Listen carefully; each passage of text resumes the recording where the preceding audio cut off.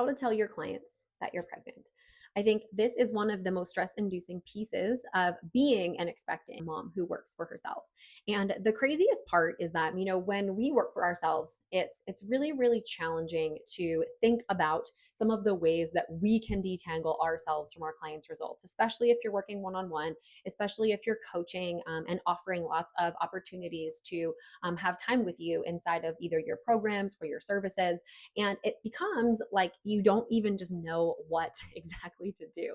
And I hope to give you a couple of things to do right now that you can implement inside of your business and you can leverage as you start to plan this really important step. Because what you want to do is you want to make sure that you feel confident, because that confidence will radiate into those conversations with your clients. Your clients aren't going to want to hear, I don't know what's going on, or I'm pregnant and I don't know what this is going to mean for our project.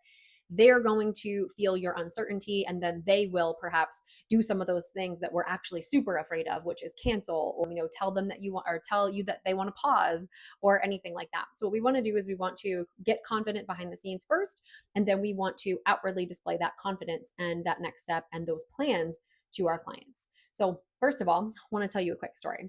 When I was pregnant with our first son, Frank, the day I found out was December 26, 2019.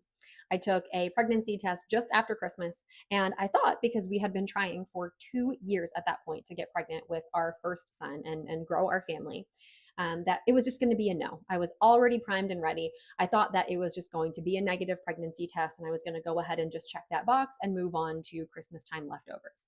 And when I saw the two blue lines, I was like, oh my gosh, this actually is happening.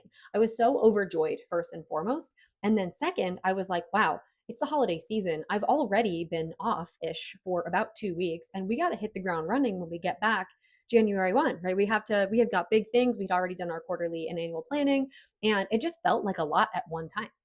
And it's okay. And it's not shameful to admit that you might be in a position where you're like, oh my gosh, I love that I'm pregnant and I'm so excited for my baby. And also, this is kind of scary. And I have to figure out some things that there might not be a ton of resources around, right? I can't just look at some of my friends and some of my family who are gainfully employed at other companies and ask them for their help and ask them for some resources. I got to figure this out on my own. And so I was actually really nervous. So excitement followed by intense nervousness. I didn't know how I was going to break it to clients. I didn't know what I was going to do. And just a few weeks before, we actually found out that my husband, again, in the military at the time, was deploying to Afghanistan. And so I was going to be alone for the entire first trimester. And it was so challenging. We didn't know how to break the news to our families about Steve going overseas. We had no idea when we were going to try to celebrate with our family this new and growing piece of our family. And it was just so stressful. And so I sit back down at my desk, I think it was January 2nd or something like that. And I start to, kind of do the work that we had already talked about and planned inside of our quarterly. And I was like, wow, okay, I really need to start to solidify a plan around this, because if I don't, folks are going to cancel. I just had that fear. I had that fear that all of a sudden half of our revenue was going to be gone and I needed to be providing for our family. And it was so incredibly stressful. So the very first thing that I did was I just made a list. So if you're looking at telling your clients that you're pregnant, is first and foremost, make a list. I'm an operator by trade.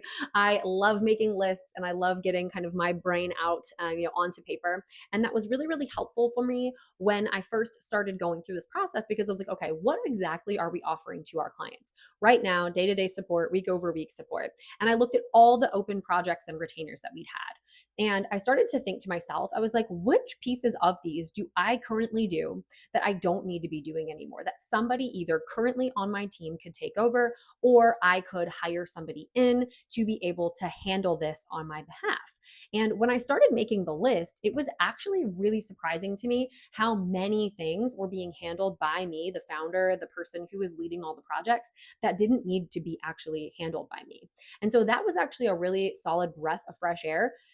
I took a deep breath and I said, okay, if most of the stuff that are being delivered to clients, or most of the things that are being delivered to clients are not necessarily needing to be done by me. Can we create some training, or can I create some bandwidth to be able to get a person to start to handle this a little bit earlier on in the process? This will help with so many different types of things. I find when I work with entrepreneurs on, creating more systems and more capacity and more consistency inside of their businesses at operations agency, this is actually one of the very first things that we do is we take a look at where the founder's time is spent or the leadership team's time is spent, so that we can create applicable trainings and be able to, create similar results with individual contributors and managers and those types of folks. So this is the very first thing. And the reason why I did this again is because we want to create confidence on our end first. We want to know that we have a plan that allows our team to step in on our behalf, and that our clients aren't going to skip a beat, right? They're not going to have a situation where the ball's going to be dropped or something's going to be forgotten or something's going to be missed. We have a plan, right? We've trained these folks. We have our full confidence behind them, and it will help us when we create and craft a plan.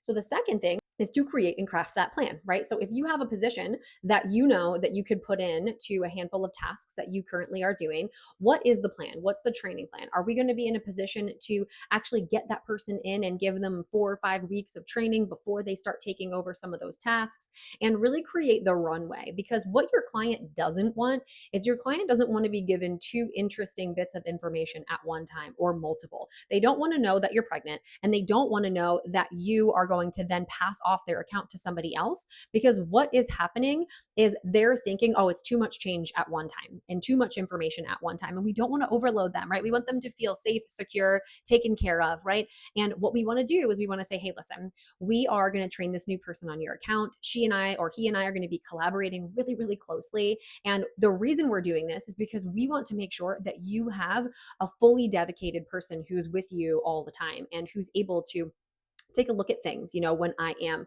looking a little bit more strategically. I think helping your clients understand that your best value is in the strategies and your best value is in kind of the long-term solutions for them. My biggest thought process is, let's just make sure that they feel like they also have somebody that they can touch base with, right? So, hey, listen, you're going to touch base with so-and-so. They're going to be able to get all of your requests over to me so that I can focus my time and energy on making sure that I come up with the best strategies and solutions for you. And that in and of itself is going to be so valuable and so impactful. So then when you do announce, hey, listen, I'm expecting and I'm going to be out for X amount of time or whatever, then what you can do is you can say, and you won't actually experience any operational inconsistencies, because remember, you have this go-to person that I trained and put in place for you, right? So number 3 is the announcement itself. So you want to make sure, if at all possible, you can do this in person or on Zoom. It is absolutely going to be the best way to do that. I know that if you feel a little bit nervous about this might translate on the call, but if you want to make sure that your plan is rock solid and that you have full confidence to display your, plan to your clients and actually make the announcement, this is the best way to do it. It builds rapport, it, really translates trust, and it's going to be hands down the best way. I have seen folks send over a comprehensive email or create, like a pregnancy plan for their clients, which is totally fine. And we have a couple of examples of that actually in our master maternity leave planning course. It is excellent. But the matter of it is that you want to build rapport, you want to demonstrate trust.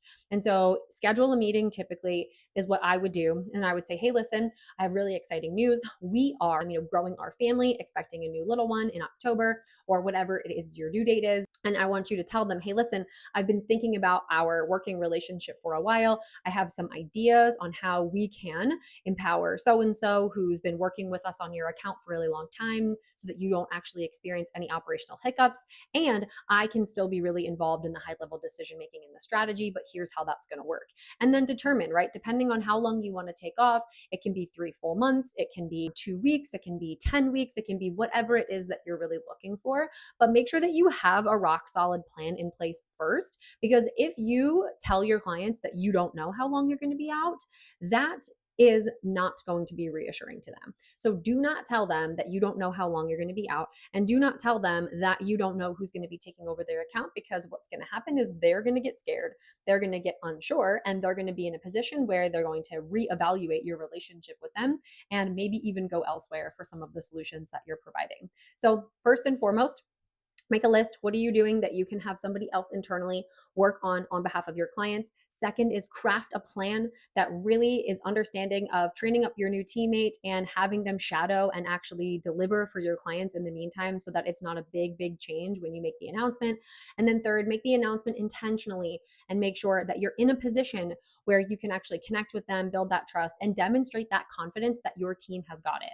You've done a lot of work up until this point to be able to actually hand over the baton. If you want to know the step-by-step process that I use to plan both my maternity leaves and have helped hundreds of women do the exact same thing, head over to Master Maternity Leave. We have an excellent free masterclass that leads you through step-by-step how to plan your self-employed maternity leave. It is incredibly valuable, and it is the very first step to making sure that you have the maternity leave of your dreams, because we at Master Maternity Leave believe that you don't have to choose between growing your business and growing your family. I'll see you guys next time.